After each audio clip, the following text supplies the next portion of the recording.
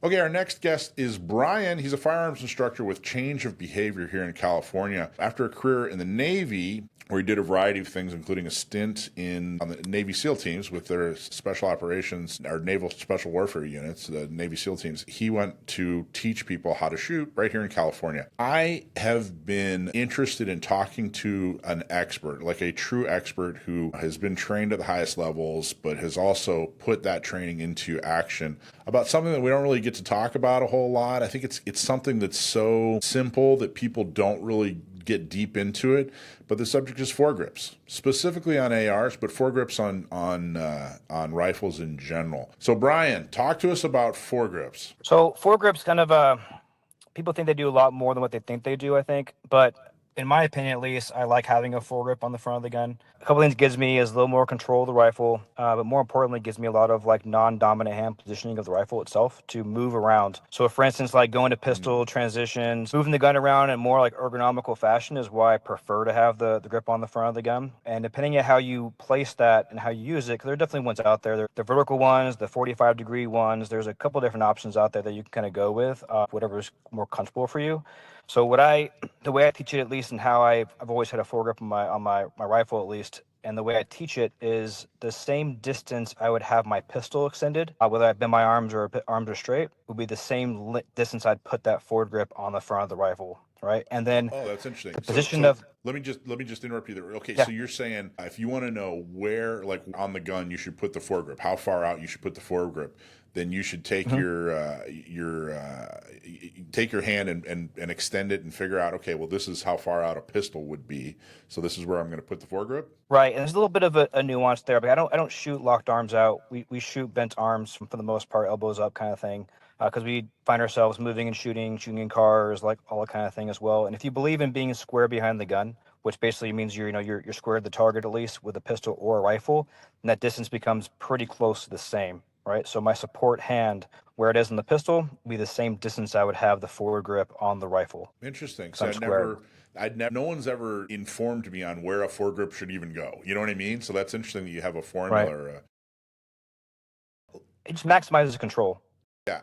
How necessary is a foregrip to you? Like when you're setting up, if you go out tomorrow and you're going to buy a new AR, an AR pattern rifle, and this is going to be your dream AR that you're going to use most of the time. How necessary is a foregrip to you, and how necessary is a foregrip to people that you consult with or help buy firearms? I don't think it's that necessary. As far as from a shooting accuracy piece, like I said, for me, it's more the ergonomics is more comfortable. So the angle of my hand on a pistol is pretty close to the same as the angle on a foregrip at the front of the gun.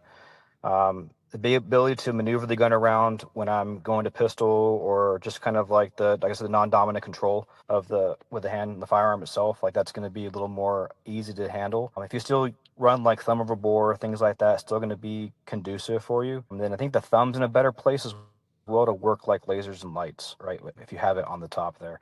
Nothing to say you can't just go strictly on the grip itself, or the foregrip itself, handguard, excuse me, handguard itself. And one thing it will do too, if you shoot a lot, it will be a lot cooler on your hand versus just hanging on that small front portion of the gun getting really hot. That will definitely help out a little bit too. But like I said, I don't think it's really super mandatory by any means. I think it's more, for me, it's more comfortable and more ergonomic. Is it mission specific? Like, would you, if someone came to you and said, "Hey, I'm setting up my AR. Do you think I should have a foregrip or not have a foregrip?"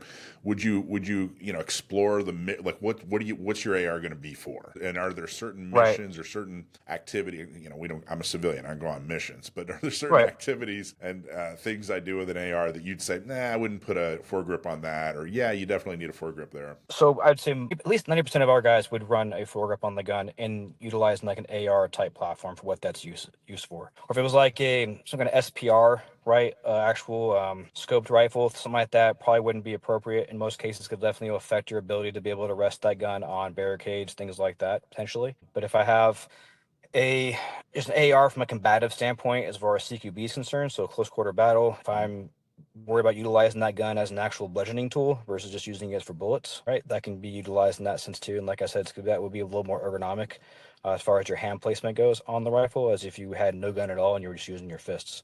So it'd be very similar in that aspect. In real world application, when you were actually out of training and you were in a combat zone, did a foregrip ever, did you ever go wrong because you had a foregrip on, or would you ever think, man, Well, it's a good thing I had a foregrip? Anything like any kind of story that from the practical world where you're just like, yeah, this can happen, or be aware of this. they've definitely come a long way. So in the very beginning, we had these little knight armament plastic ones. You can see them for sale places too. They go on the Picatinny rail and they kind of screw in the bottom, the little plastic screws inside there. And those things have broken so many times on guys that they became really more of a hindrance than anything else. And then we went Jeez. to like the CQD ones, which were really heavy, super big, thick metal. I think where they're at now with like some of the Magpul ones and some of the stubby ones as well are kind of just enough to get what you need to get out of it and not kind of be overzealous with like weight or bulk. Interesting. All right. Well, what else? Is there anything else people need to know, or anything you want to say about foregrips, or anything that people need to understand? They make the gun look really cool. Outside of that, no, that's about it. Now, I was talking to a friend, Jim in LA. He does a lot of volunteer work for the NRA in LA, which is the belly of the beast. And I was telling him that you and I were going to talk about foregrips. And he had an interesting question. He said, I've always been curious, particularly with special ops guys, particularly with, guys that do, CQB, that kind of thing. What is your training with full auto? Do they teach you, is there a time to use it? Like, when do you use it? When do you not use it? What is the message in training when it comes to full auto? So we had obviously the AR platforms that are full auto, and I would say we hardly ever utilized it and never even really talked about utilizing it. The only time it was really even discussed as being a potential good idea is in places where you're in channelized terrain and you have a contact in front of you. So imagine like jungle tactics for the most part, things like that, where pretty much one, hopefully two guys in the front of the stack or the front of the train there can actually shoot to kind of gain some sort of a short-term advantage to be able to withdraw or push forward. And that comes from the point man, in that case, being able to go full auto to kind of simulate having more people than what there actually is there, considering, generally speaking, it's small unit tactics, right? That was really the only time we talked about utilizing it from an AR platform standpoint. Now, obviously, machine guns, things like that are all going to be full auto as well. And the biggest difference there is that most time with those weapon systems are going to be on a turret or some kind of T&E, like a traverse and elevation tool piece. So it controls the recoil so much to actually make it make sense for accuracy. The biggest problem you run into as far as either it's a full auto pistol or a full auto AR, and don't be wrong, they're absolutely fun to shoot that way and go mess around and exercise your rights. But from an actual like accuracy and ammo count standpoint, it's pretty terrible. You're going to lose a lot of accuracy immediately just from the recoil, and then of course you're going to lose a lot of your ammunition immediately. Right? If you look at an AR platform with 3-round magazines, it's going to go through a full mag in 2 seconds or so. Yeah. So how many bullets are you carrying, right? To where it becomes useful. Obviously, extreme close ranges it potentially could be. And you realize too, like the AR platform, when you go on full auto, it's not very ergonomic to basically make that switch go all the way around to a full 180, right? It's set up naturally to basically be kind of like a thumb down single action. But if you want to go full auto, you have to go all the way around to make that kind of happen. So you're really burning time as well in that aspect to make that happen. So we don't normally train it, to answer your question. We obviously do it from like a recoil management check, like a Bills drill kind of thing.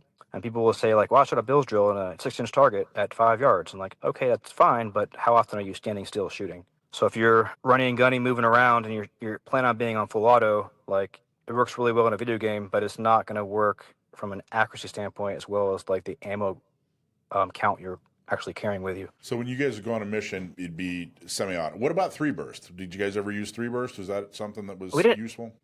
No, we didn't have that in our guns. Oh, really? It's funny you mentioned that because that's why a lot of the conventional military went to 3-bursts, because the amount of ammo being wasted, inaccuracy basically of the people shooting in general, were just blowing through ammo so fast, more what they carried, because they were on full auto versus so they restricted basically to burst to utilize that. But we didn't have burst on auto guns. Any soft across the board would not have that. That'd be more of like a big military called Gym Pop would have kind of like that 3-round burst on the gun itself. Interesting. Well, awesome. Brian, thank you so much. What's your website in case people want to train with you? How do they find you? Instagram, probably the easy one. Okay. But www.changeofbehavior.com. Brian, thank you so much. Appreciate you, man. I appreciate you taking the time. That was really interesting. Thanks. Appreciate the hard work, guys. Hey, thanks for watching Gun Owners Radio. I hope you loved that clip. Don't forget to like, subscribe, comment, and follow us on social media. And check out our website at gunownersradio.com.